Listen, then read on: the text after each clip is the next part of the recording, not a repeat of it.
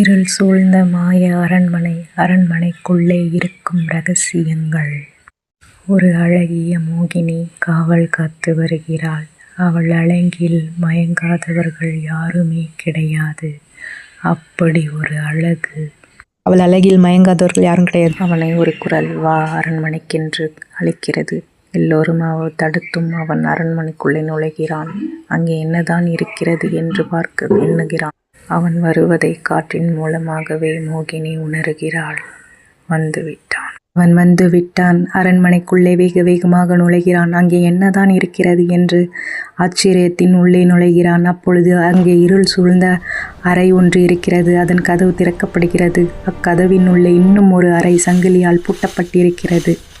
அந்த கதவினை மோகினியை தவிர யாராலும் திறக்க இயலாது. அரண்மனை இருளிலே மூழ்கிறது. இருள் சூழ்ந்த அரண்மனையில் ஒரு நூலகத்தை கண்டுபிடிக்கிறான். அங்கே அரண்மனையின் பற்றிய ரகசியங்களை தெரிந்து கொள்கிறான். திடீரென்று ஒரு குரல் அரண்மனையை நடுங்குவது போல் கேட்கிறது. மோகினி எதையோ கண்ணாடியில் பார்த்த ஒரு உருவத்தை கண்டு பயந்து ஓடி வருகிறாள். மாய வெளிச்சத்தின் மூலமாக அவள் தேடுகிறாள். யாரும் சிக்கவில்லை. அவனோ பின்தொடர்ந்து வருகிறான். வந்து இருவரும் சேர்ந்து தேடுகிறார்கள். நிழலிலே தோன்றிய ஒரு மாய உருவம் அவர்களை கழுத்தை நெரிக்கிறது. அவள் உணர்ந்து விட்டாள். அவன் வந்து விட்டான். இனிமேல் நாம் தான் அதை பாதுகாக்க வேண்டும் என்கிறாள். அவன் கேட்கிறான், நீ யார்? நீ ஏன் இங்கே இருக்கிறாய்? அந்த அசுரனிடம் இருந்து மாய அறையினை நான் பாதுகாத்து வருகிறேன். நான் ஒரு மோகினி என்று உண்மையை கூறுகிறாள். அவள் அழகிய மோகினி உருவம் கொள்கிறாள். அந்த அழகினை கண்டு அவன் காதல் கொள்கிறான். ஆனால் அவளோ அதை மறுக்கிறாள். வேண்டாம், எனக்கென்று சில கடமைகள் இருக்கிறது. நான் அரண்மனையின் காவலாளி. இப்படி என்ன இங்கே இருக்கிறது? அவள் கூறுகிறாள் ஒவ்வொன்றாக. அந்த பாதாள அறையினை நாக காவலர்கள் காவல் காக்கின்றனர். அதற்குள்ளே ஒரு சிவலிங்கம், அதை ஒரு கருநாகம் காவல் காக்கிறது.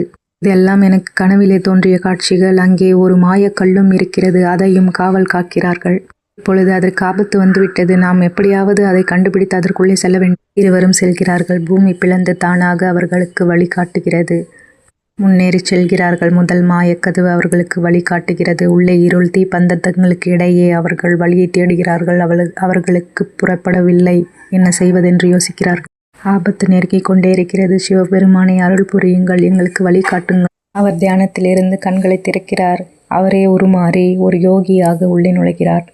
அவர் அவர்களுக்கு வழிகாட்டி உள்ளே அழைத்துச் செல்கிறார். அங்கே ஒரு மாயக்கதவு. ஓம் நம சிவாய, ஹர ஹர மகாதேவா.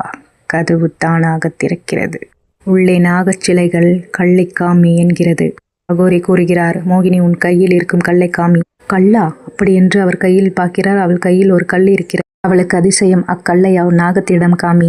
நாகம் அதை உற்று நோக்குகிறது. நாகம் அவர்கள் கெட்டவர்கள் என்று தாக்க முன் வருகிறது.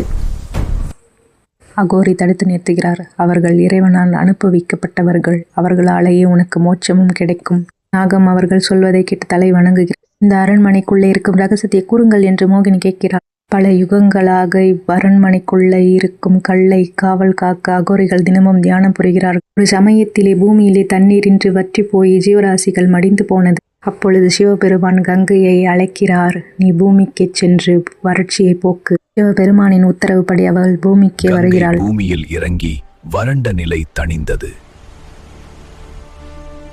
கங்கை பாயும் போது பூமி சிதறி போய்விடும் என்ற பயம் இருந்தது. நீ என் தலையில் தங்கி இருந்து அதற்கு பின் பூமிக்கு செல் என்றார். கங்கையும் சிவபெருமானின் தலையில் ஊடுருவ ஆரம்பித்தாள். சிவன் தனது ஜடைகளில் கங்கை தங்கட்டும் என்று கூறினார். அப்போது அவர் தலையில் இருந்து வழிந்தோடிய கங்கை நதியானது ஒரு சில பகுதி மட்டும் அந்த இருள் அரண்மனையின் உள்ளே இருக்கும் பாதாள அறைக்குள்ளே பாய்ந்து ஓடத் தொடங்கியது.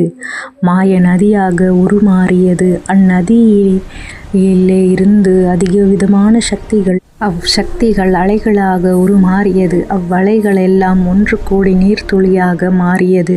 நீர்த்துளிகள் ஒவ்வொன்றும் ஓம் நம சிவாய் என்ற சக்தியை சொல்லி ஒரு கருப்பு துளியாக உருமாறி ஒரு மாயக்கல்லாக உருமாறியது.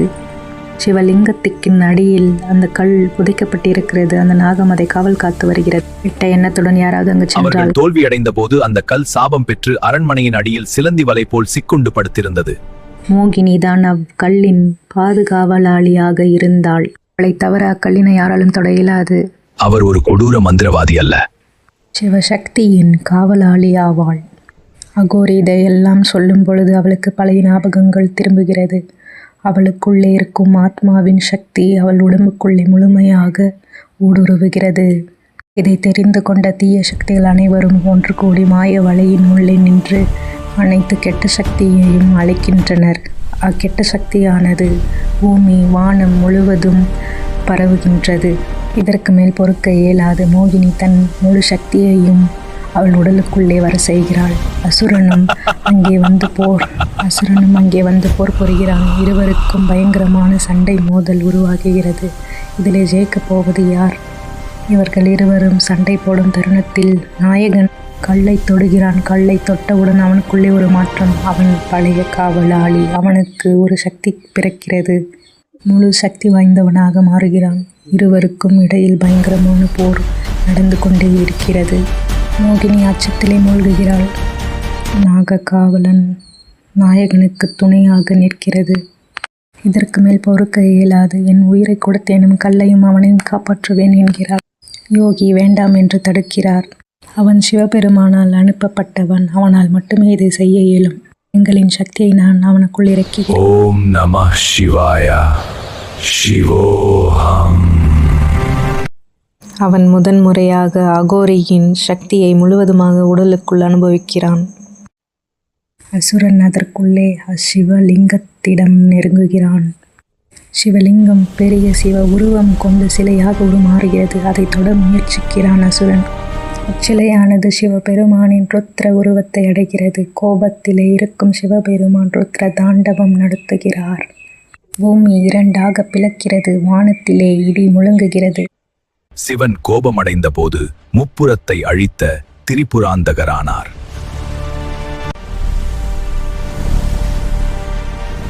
கோபம் தீப்பொறிகளாக மாறி அவனை சாம்பலாக்குகிறது. அவரது கோபம் பூமியையே சாம்பலாக்கிவிடும் என்று தோன்றுகிறது. அகோரி மண்டியிட்டு, சிவபெருமானே சாந்தம் கொள்ளுங்கள், ஆவேசம் வேண்டாம், பூமி தாங்காது சிவபெருமானே என்று கதறுகிறார். சிவன் சாந்தம் கொள்கிறார், அமைதி அடைகிறார். ஓம் நம சிவாய, ஹர ஹர மகாதேவா. எல்லாம் நன்மைக்கே. அரண்மனை முன்பு இருந்தது போலே அமைதியாகிறது. மோகினியும் நாயகனும் ஒன்றிணைகிறார்கள். அரண்மனையிலேயே சேர்ந்து வாழ்கிறார்கள். இது முடிய போவதில்லை. இதுவே ஆரம்பம். வில்லன் மீண்டும் நுழைகிறான். நடக்கப் போவது என்ன? இது முடிவு அல்ல, இது ஆரம்பம்.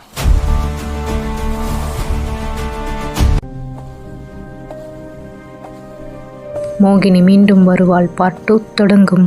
நம்ம சேனல் உங்களுக்கு பிடிச்சிருந்தா சப்ஸ்கிரைப் பண்ணுங்கள், ஷேர் பண்ணுங்கள், கமெண்ட் பண்ணுங்கள். மோகினிக்கு ஒரு லைக் போடுங்க. பாய்.